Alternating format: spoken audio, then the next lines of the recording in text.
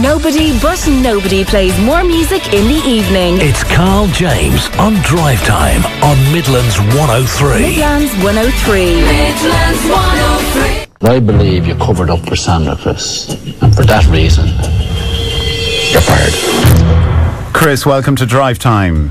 Harsh enough. How are you doing? It's harsh enough, and apologies. Sometimes those clips can just be awful, but we're thinking of some of the funny bits, and I'm sure you have some funny stories in relation to Noel. How did you get on with Noel in the house during the process, Chris? You know what? Noel was fine. Noel's a good cook. He makes a great spag ball, but myself and Noel, we wouldn't have had a lot in common. So we wouldn't have had many chats. We must have discussed cars at some stage, because he pulled that out in the boardroom last night that I wanted a new car. But yeah, Noel was all right.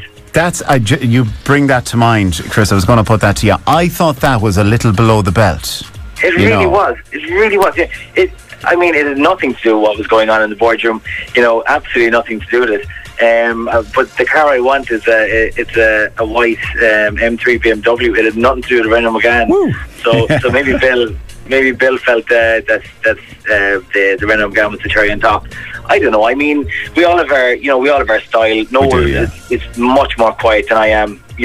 So we're just different people. Yeah, no, it was funny, and I just thought it was below the belt. There was no need to bring it in there. But you know how, because this time it's not the same as the other Apprentice shows where there's a job up for grabs. It's an investment this time. So obviously Bill wants the programme to fall a certain way. He wants to get certain people fired. If he doesn't like your business idea, it doesn't matter how good you might be, Chris. Isn't that it? Because I don't know. I mean, I thought the idea was that he didn't know what the business plans were until the very end. So maybe he does know, maybe he doesn't. I'm not sure. Yeah. But it'll be definitely interesting to see how the rest of the show pans out. I mean, I rubbed people up the wrong way, because from the offset, I was in the boardroom the first 2 weeks, and that was scary enough. So instead of trying to, pull favour with people, I just concentrated on getting the job done, and us winning and not being in the boardroom.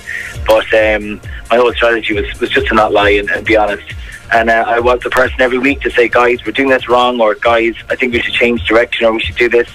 In my opinion, there's no point in turning around in the boardroom at the end of the day or at the end of the task and saying we should have done this, or this is why we failed, Bill, and this is what he did wrong. I really don't agree with that. I think you have to stand up during the task and say, listen, I think we need to change things, and that's why he's in so much trouble with so many candidates. Well, I'll tell you, I know it fell on dead ears with Noel, but I do like your positive thinking approach in the Zen. Everybody close your eyes now, and let's imagine we've won. That's cool. That was deadly. Yeah, well, you know what? I mean, I really do. I see the glass as half full rather than half empty. Yeah. I always do, and I always have.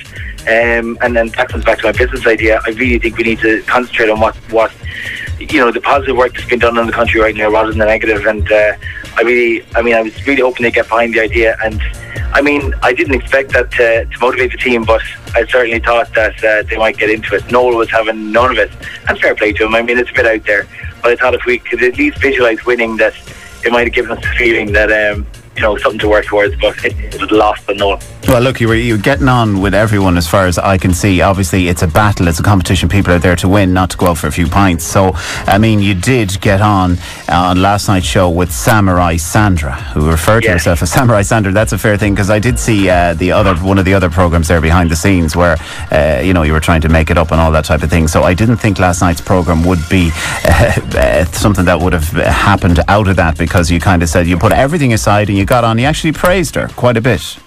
I did. I mean, we did get on. I mean, okay, the last week was just carnage, absolute carnage, and we did swear that we'd be more professional and we'd work well together.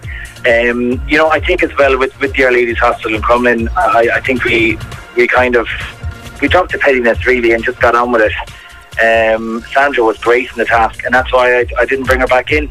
After seeing the show and after seeing everything else, I did realise, it should have been me first into the boardroom, followed by Sandra, followed by someone else.